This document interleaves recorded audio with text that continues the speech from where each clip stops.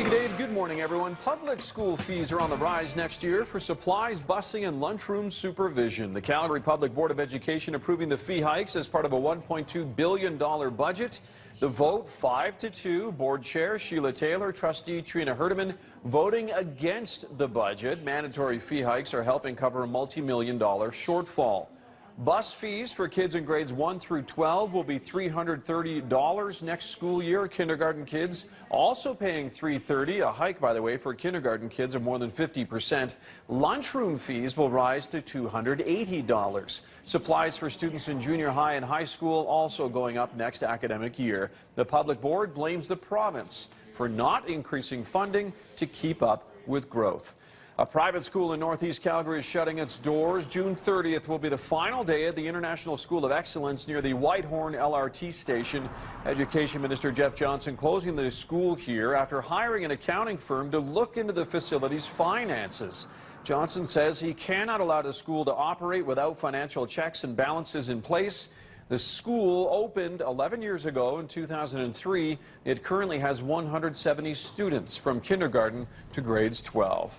While many Canadian kids play lots of sports and have access to parks and playgrounds, a new report is giving them a D- when it comes to physical activity targets. For the first time, Active Healthy Kids Canada using its annual report card on physical activity for children to see how Canadians measure to kids in 14 other countries. Despite all kinds of initiatives aimed at getting kids moving, the report says children are simply sitting way too much. There's bike paths and walking paths, and there's playgrounds in communities and at schools, and they're not being used to their full capacity. We also have a culture of convenience where a lot of kids are being driven to school. The report found 8 in 10 3- to 4-year-olds do get the daily physical activity, but only 4% of 12 to 17-year-olds in our country meet recommended guidelines of an hour of moderate to vigorous activity each and every day. If City Council approves, changes are coming to Calgary's controversial public art policy. The changes are approved at the committee level, so if all of Council agrees, the city will be rolling back what is spent on public art connected with small infrastructure projects, and Calgary will cap the amount spent on art connected with major projects. Right now, 1% of a construction project's budget goes to public art. Under the new rules, 1% of a project's budget will be spent on art for up to the first $50 million. After that, a level of 0.5% of the budget will go to public art, maxing out at $4 million for any single project. The issue of a maximum cap is causing division within Calgary's art community.